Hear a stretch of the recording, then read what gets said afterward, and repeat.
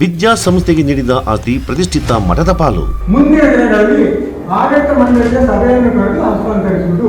ಒಳಗಿಂದೊಳಗೆ ಒಂದು 4-5 ಲಕ್ಷ ರೂಪಾಯಿಗಳಿಗೆ ಅದನ್ನು ವ್ಯಾಪಾರ ಮಾಡಿಕೊಂಡು 28 ಲಕ್ಷಕ್ಕೆ ಅವರು ಅದನ್ನು ಸೊಸೈಟಿಗೆ ರಿಜಿಸ್ಟರ್ ಮಾಡಿದ್ದಾರೆ. ಇಂತಹ ಒಂದು ವ್ಯವಹಾರ ಮಾಡುವುದು ಜನಗಳಿಗೆ ಮಾತ್ರ ಅನ್ಯಾಯ ಮಾಡುವ ಕೆಲಸ. ಈ ಅಧ್ಯಕ್ಷರು ಆಡಳಿತ ಮಂಡಳಿ ಇದ್ದುಕೊಂಡು ಮಾಡುವಂತದ್ದು ಸರಿಯಲ್ಲ. ಅಕ್ರಮ ಪ್ರವೇಶಿಸಿದ್ದಕ್ಕೆ ಸಂಸ್ಥೆಯ ಸಿಬ್ಬಂದಿಗಳಿಗೆ ಕಿರುಕುಳ. ಧ್ವನಿ ಎತ್ತಿದ್ದಕ್ಕೆ ಸಿಕ್ಕಿದ್ದು ಸಂಸ್ಥೆಯಿಂದ ಅಮಾನತು ಶಿಕ್ಷೆ. ಅದನ್ನೇನೋ ಪ್ರಶ್ನೆ ಮಾಡಕ್ಕೆ ಹೋಗಿದ್ದಾರೆ. ತಮ್ಮ ಮತ್ತೆ ಇನ್ಯಾರು ಪ್ರಶ್ನೆ ಮಾಡಿದವರಿಗೆ ಎಲ್ಲ ಶಿಕ್ಷೆ ಕೊಟ್ಟು ಅವ್ರನ್ನ ಅಮಾನತು ಮಾಡಿದ್ದು ಇದು ಸರಿಯಲ್ಲ. ಆಡಳಿತ ಮಂಡಳಿ ಆಡಿದ್ದೇ ಆಟ. ಭಗಂಡೇಶ್ವರ ನೆಲದಲ್ಲಿ ನಡೆದಿದೆಯಾ ಘೋರ ಅನ್ಯಾಯ.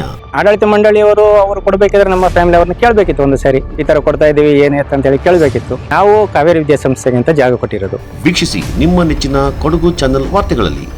ವಿದ್ಯಾಸಂಸ್ಥೆಯ ಆಸ್ತಿ ಮಠದ ಪಾಲು. ಭಾಗಮಂಡಲದ ಶ್ರೀ ಕಾವೇರಿ ವಿದ್ಯಾಸಂಘದ ಕತೆ ವ್ಯತೆ.